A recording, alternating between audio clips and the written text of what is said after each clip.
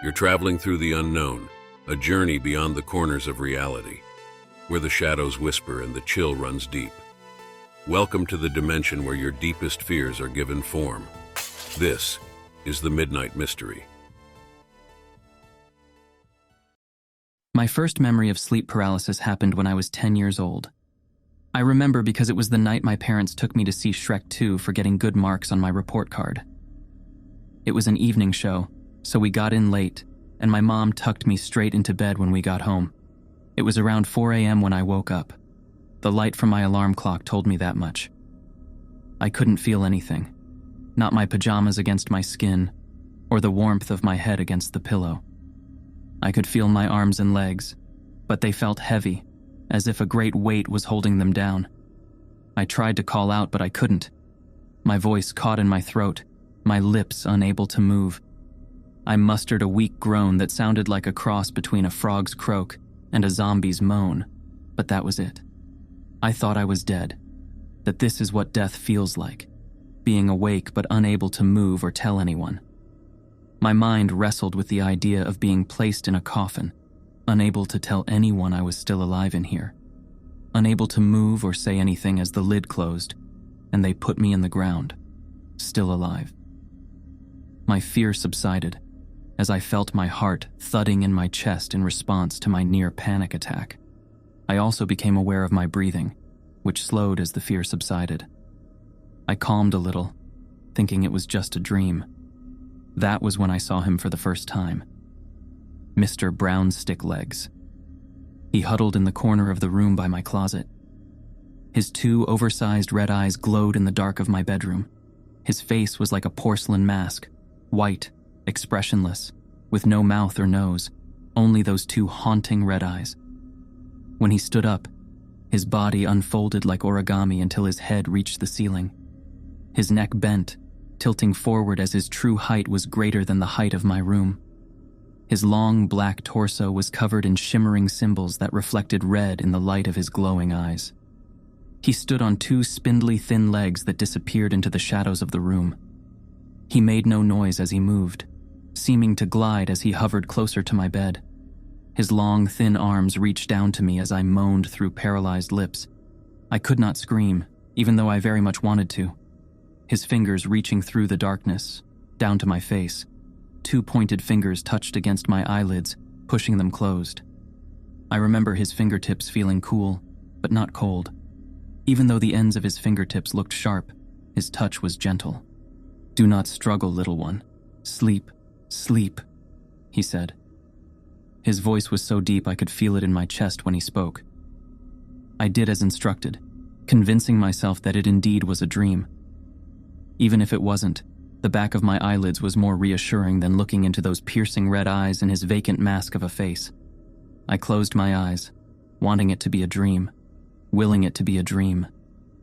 I woke up the next morning, thankfully able to move, walk, and talk. I explained what I saw to my parents, who both agreed that it was a dream. My mom tried floating the idea that something from Shrek 2 scared me, but neither my dad or I bought it. For confirmation, Dad asked that I draw a picture of what I saw for them. As I was drawing, I ran out of black crayon and had to finish his legs with the next darkest color in my crayon box. "Hey there, Mr. Brown Sticklegs," my dad said as I handed him the drawing.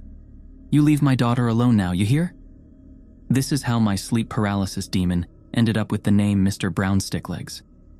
Giving him a silly name helped take some of the edge off of going to bed the following night.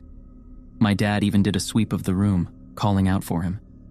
"Here, Mr. Brown Sticklegs," he said, whistling as if he were calling a dog. It made me giggle, and the whole episode felt more fun than scary. But once they tucked me in and turned off the light, I felt the dread creeping back in. Darkness hits harder when you expect to find something lurking in the shadows. I don't know how long I searched, but I eventually fell asleep. In the weeks following, I searched for Mr. Brown Sticklegs every night as I fell asleep. Even when I went to sleepovers, I would do a cursory check in case he tagged along to a friend's house. As time passed, my searches became less frequent. It was a couple months later, the night before my first day of 5th grade, when I woke up to Mr. Brown Sticklegs straddled over my bed. his empty plate of a face inches from my own. A scream stuck in my throat, coming out sounding like a gush of air releasing from a pool float. "Hush, child," he said. His voice was deep, echoless. I didn't know how he spoke without a mouth, but I heard him nonetheless. I saw that he held a piece of paper in his thin fingers, crumpled on the edges and torn. He held it up to show me. On the page was a pink blob with blue dots for eyes and a droll red smile and stick lines for legs and arms. It was lying on a blue rectangle. "I found the picture you drew of me, so I drew a picture of you," he said. "Do you like it?" I tried nodding, but I couldn't move. I tried answering, but all that came out was the same dry, croaking sound. "Will you draw another one for me? I so liked the first one you gave me pants. I look good in pants." Again, I was unable to respond or move to give him an answer. He must have been able to read my intent, because he tucked the picture under my pillow before closing my eyes again. When I woke up in the morning, I bolted upright and tossed my pillow off the bed. My heart leapt into my throat when I found the picture. It wasn't a dream. He was real. I went to my desk and began drawing a picture for him, starting with his face and eyes, trying to capture as much detail as I could remember. I had forgotten all about the first day of school until my mom opened my door and found me still in my pajamas. "Lexi!" she yelled, startling me as I was coloring in his eyes. "Your bus will be here in less than an hour. Get dressed now."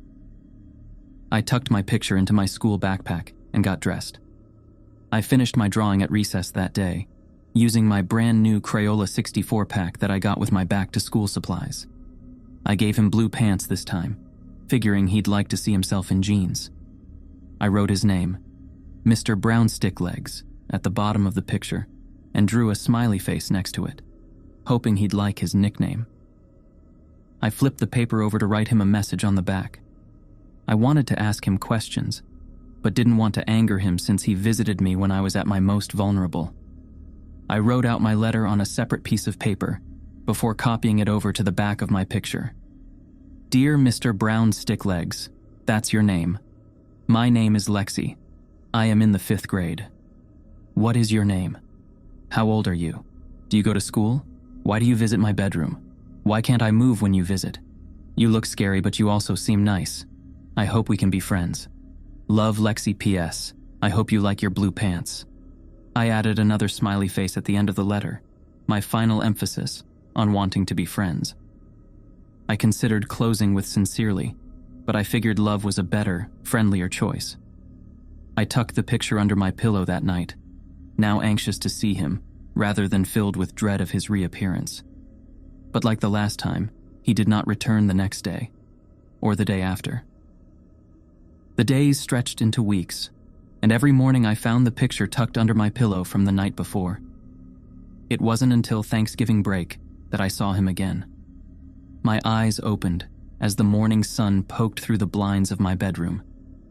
His body didn't look any different in the light. In fact, his black skin seemed darker, absorbing the sun's rays without giving anything back. His eyes seemed wider than before. If he had a mouth, I would have figured he was smiling. In his slender fingers was the picture I drew for him. "Hello, Lexi," he said. "Thank you for the picture. I do look good in blue pants."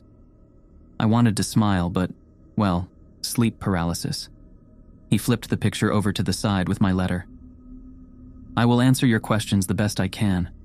I do not have a name, not one you could ever pronounce, but I am happy for you to call me Mr. Brownsticklegs. As for my age, I exist outside of the construct of time. Therefore, I am ageless. I do not go to school, nor do I know what school is. Why do I visit you? I visit to feed on the energy of your soul." My breath quickened as a mute groan exited my teeth. I wanted to run, wanted to get away from him, but I was pinned down, unable to move. He sensed my uneasiness and tried to calm me by patting my forehead. "Let me explain. Have you been to the ocean? It appears vast, almost limitless as you stare out into the blue water with no visible land on the other side." In my mind, I was standing on a beach. I felt the salty ocean breeze against my face as I looked out over the massive body of water. The waves crashed at my feet. I felt the rush of water over them, followed by the trickle of sand and pebbles as the water drew back. Your soul is like an ocean, child. Vast, limitless, undefinable by words to your understanding. I take only a tiny sip, a single glass of water from a vast ocean. I am not one who could consume an entire ocean. Dark clouds formed over the water as I stared at the white-capped waves. The clouds unleashed a heavy downpour, turning the horizon gray as rain fell from the sky over the ocean. Just as the rain falls over the ocean, your soul can replenish itself by more than I could ever consume, not even in 1,000 of your years. Does that make you feel better? On the beach in my mind's vision, I nodded. In my bedroom, he nodded back at me. Good. As for your last question, why you cannot move, we are meeting at a point outside of your time, where your world and mine touch. Your physical body cannot move here, but if you persist, you can learn to speak to me with your mind, and I will answer your questions in exchange for your drawings. You can draw pictures of whatever you like. I want to know more of your world. In my mind, I nodded again. This knowledge is a gift, so we can understand one another more. I am not one who would hurt you. He pressed his fingertips to my eyelids again, closing them. In my mind's eye, I was still on the beach, but the sun was setting, and no stars were visible through the rain. I drifted back to sleep to the sound of falling rain. The next morning, I asked my parents for a sketchbook and colored pencils. They tried to hold me off until Christmas, but since I spent most of my afternoons and weekends drawing pictures up in my room. Dad let me open one of my gifts a week early, a Strathmore sketchbook with 100 pages, with a 50-pack of Crayola-colored pencils. I started by drawing the rest of my family: Mom, Dad, my little brother Tommy, our cat Libby, and even though he had died, our dog Pancakes. Next, I drew our house, then our car, then my school. I kept drawing anything I could think of: trees, birds, insects, until my sketchbook was full. I used my allowance to purchase more books so I could keep drawing. I honed my craft, redoing my earlier drawings in greater detail. My thoughts considered his wording: I am not one who could consume an entire ocean. I wanted to ask him if there were those who could, but I wasn't sure if I wanted to know such things. Mr. Brownstick Legs didn't return until my freshman year of high school. To him, it wasn't like any time had passed. I read up on lucid dreaming in the time between visits so that when he returned, I would be better capable of talking to him. He held my book in his hands, flipping through my drawings, doting over the increased refinement of my drawing skills. I had filled a dozen sketch pads and upgraded from Crayola to Prismacolor Premier pencils for my drawings. His biggest surprise was when, after he complimented my drawings, I spoke to him. "Thank you," I said, seeing the words in my mind as I spoke them aloud. If he had a surprised expression, his eyes showed it. "You have been very busy, child," he said. "Do you have any questions you would like to ask?" I hesitated, but finally formed the words in my mind. "Are there creatures who can consume an entire ocean?" He didn't respond right away, which made me think I had not asked properly. As I asked him a second time, he put a finger to my lips as if to shush me. "There are those who can.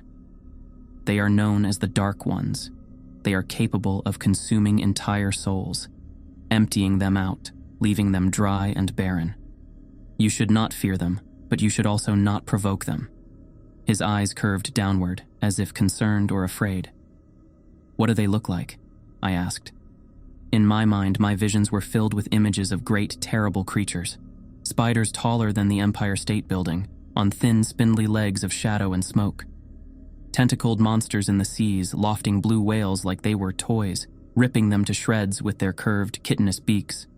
Great, ghastly flying creatures that knocked over orchards and forests with the beat of their leathery wings. "I showed you only because you ask," Mr. Brownsticklegs said. "But it is best that we don't talk or think about them. Let them be." I nodded in my mind.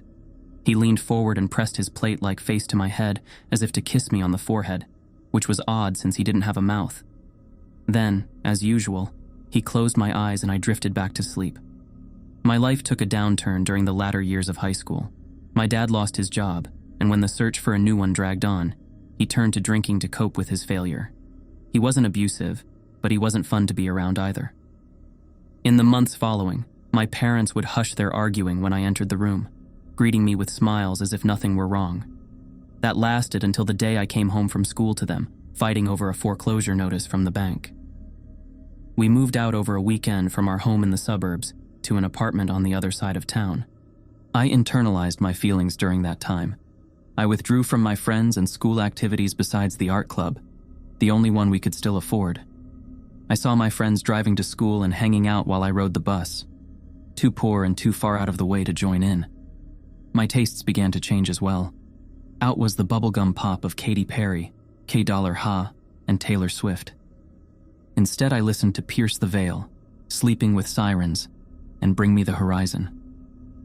My clothes and makeup became darker, more black t-shirts and skirts with black eyeliner and black fingernail polish. Mom called it my goth phase, not that she understood. My drawings became darker too. I moved from colored pencils to charcoal, drawing skulls and gothic-looking cemeteries as my passion for drawing animals and flowers waned. I also drew the dark ones, in great detail, exactly how I remembered them in my mind's eye. Mr. Brownsticklegs visited me again a month after we moved into the apartment. He looked more at home in my room of black light posters and death metal bands than he did in my previous room. His eyes were dim, not the vibrant red as they were before. He stared at me as I lay in bed, unable to move. He moved inches from my face as I heard his words in my mind. "Your soul tastes different now." He didn't speak of my drawings. I worried that he might, especially since I had been drawing the dark ones. Not only drawing them, but thinking about them, and what type of damage they could do if they were to wake. He seemed sad for me, although reading his expression was difficult with no face. He patted my forehead like before, but didn't close my eyes before leaving as he used to. My life continued its spiraling path like a bottle rocket with a broken stick. My parents didn't talk outside of short conversations about which bills to pay and which ones to ignore. Each night, Dad disappeared into a bottle, while Mom disappeared online to chat with a male Facebook friend she knew from high school. The thing about rock bottom is that it's often a disguise for a trapdoor that drops you to an even lower depth than you thought possible. The first bottom came when my father died, drove off the road into a gravel pit late at night with an empty bottle of bourbon in the passenger seat. I cried, but it felt hollow. I felt hollow. Even when Mom tried to hold me, I felt nothing inside. Not sadness, not guilt, not anything. I disappeared into my sketchbooks, drawing even darker, more disturbing images. Death, dismemberment, vividly accurate vivisections of the cute animals I used to enjoy drawing. My friends no longer talked to me, which was fine because I didn't want to talk to them anymore anyways. I found people to hang out with, not friends, but people who could get me access to moments of chemical-induced euphoria to forget about life for a while. Just like that, the trapdoor opened, dropping me to a new rock bottom of addiction. One thing I had that in common with my dad, but instead of falling into a bottle, I fell into a needle. I stole money from my mom's purse to feed my habits, not that she noticed. She was busy with her old Facebook friend who had moved from online acquaintance to nightly sleepover companion. When the time came to begin my senior year, I didn't bother going back. I kept drawing, filling entire sketchbooks with the dark images that reflected my bleak outlook on life. The dark ones were prevalent subjects during this period of my life. I drew them feasting on humanity, raking flesh from bone in their jagged teeth behind lips of smoke. I came home one night to find my mom and her new male friend in the middle of a fight. It was different from her fights with Dad, more violent, more physical. When he raised his hand at me for trying to intervene, I decided it was time to bolt. I left home, hitching rides with anyone with a set of wheels I could manage to put up with for short periods of time. My preference leaned toward those with access to the chemical release I craved. The more I could numb, the more I could escape. I found certain drug combinations had similar effects to sleep paralysis, where my mind's ability to control my body's action became severed. In those moments of numbed paralysis, I'd see Mr. Brownsticklegs watching from afar as I dulled the pain. I saw what I perceived as the dark ones too, But they weren't hiding in the shadows like Mr. Brownstick-Legs did. They were the shadows. I called out to them as well, for in those moments, I wanted nothing more than to be hollowed out and empty, a void so dark no pain could ever penetrate it. When they didn't answer, I called out to Mr. Brownstick-Legs, but he would vanish every time. Perhaps it was all just a drug-fueled hallucination. Overdosing was never my intention. I was pushing too much, trying to find the edge of the void after feeling so low, so very low, searching for that something extra to filter out the background noise. I took it too far, giving myself a near lethal dose. At one moment, I was lying next to strangers on a stained mattress in an abandoned warehouse. Then came the initial rush of euphoric bliss. And then, nothing. Whoever I was traveling with at the time dumped me on the curb in front of the ER, making me someone else's problem. This was my rock-bottom moment, although at the time, it felt more like freefall. I spent 3 weeks in a coma. I was aware of my surroundings and could hear the doctors and nurses as they checked my vitals and tended to my cleanliness and upkeep. But I couldn't move or speak. At the end of my 3rd week in the ICU on an incubator, I looked up to find Mr. Brownstick-Legs hovering over me, his round red eyes peering through the darkness. "What have you done to yourself, child?" His voice spoke inside my mind. In my mind, I was beside him, standing in the middle of a vast salt flat desert. The ground was cracked and dry in a hexagonal pattern that stretched in all directions. "This is your soul now. There is nothing left to drink." I heard my beep of my heart rate monitor back in my hospital room speed up as fear entered my mind. "I called out to the Dark Ones," I said. "I asked for them to come. They emptied me out, emptied my soul." "No, my child. You did this. You have not replenished, you have only consumed. And now, nothing remains." I dropped to my knees in the middle of the salt as I felt a rumbling deep inside the hollow pit of my stomach. I leaned forward onto my arms, but they were no longer my arms. They were pitch black and empty. I could feel them, but when I looked at them, they were empty voids of smoke and shadow. I stood up on my legs, but they were no longer my legs. The darkness swirled up my torso and down my arms. The emptiness inside me consumed my entire body until only my head remained. "What's happening to me?" I heard a snap as my arms and legs split, forming 8 black, spindly, thin legs. I collapsed onto them, unable to support myself. Mr. Brownstick-Legs glided down in front of my face, his eyes inches from my own. "As I told you, child, only the Dark Ones have the ability to consume an entire ocean of a soul. That is your fate. That is what you will become." Back in the room, my heart rate monitor crashed to a flat line. I felt the cold darkness swirl up my neck to my head as the void consumed me. I was aware of the nurses and doctors huddled around my body, prepping the crash cart, but all I felt was the cold consuming what was left of me. "Help me," I uttered. "Please." My physical body jolted from the electric paddles, but I felt nothing. Only the cold darkness, a needle injected into my IV line as they recharged for another burst of electricity. Still I felt nothing. Only cold, only darkness, only the vast emptiness of the void. Mr. Brownstick-Legs tilted his head as he stared through his unblinking red eyes. He leaned forward, pressing his plate-like face to my forehead. I felt a vibration against my skin, followed by the tingling sensation of heat returning. The darkness receded back down my arms and legs. As he pulled back, the red in his eyes had diminished.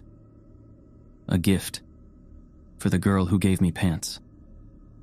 A tear formed in my eye. It rolled down my cheek and fell onto the parched landscape below. Before I could say anything, an electronic jolt coursed through my body, pulling me away from the salt-flat expanse and back to my hospital room. The sinus rhythm of my heart rate monitor returned to normal. I felt the cool gel of the defibrillator paddles against my chest. I remember squeezing the hand of one of the attending nurses, who smiled down at me. "Look who's awake."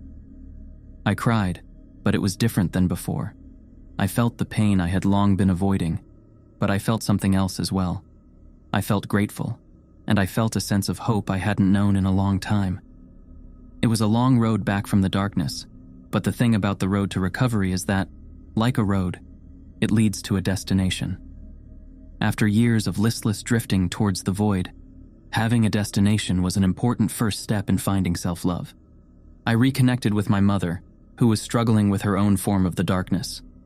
We leaned on one another, talking and going to therapy as we worked through the issues that drove us apart. After my release from the hospital, I moved back home with her Facebook friend long gone. I got my GED and used my many sketchbooks as a portfolio to get an apprenticeship at a tattoo parlor. I've been clean for 4 years now, and it feels good to smile again. Granted, I still prefer Pierce the Veil to anything from Katy Perry's catalog, and my tattoos and jewelry have more skulls than fluffy bunnies, but that's all on the surface. I no longer crave the darkness to consume me. I often think about the vision with Mr. Brownstick Legs on the salt flats that night in the hospital. I had not seen him since that night, and I often wonder about the state of my soul since that day. Has it replenished? Or is it still the dried-up barren wasteland that he took me to on the night? Last night, around 3 a.m, I finally got my answer. I woke up with a heaviness on my chest, arms, and legs. At first, I felt the grips of fear grabbing hold, much like the first time I experienced it. But then in the dark corner of my room, I saw glowing red eyes staring back at me from the shadows. In spite of my sleep paralysis, couldn't help but smile when I heard his voice call out to me, "Child, your soul tastes much better now." That's a wrap for today on the Midnight Mystery. Hope you guys had as much fun as we did. If you liked what you saw, hit that subscribe button and give us a thumbs up. Oh, and don't be shy. Drop a comment below with your thoughts or any cool mystery ideas you want us to check out. Until next time, we'll see you in the next Midnight Mystery.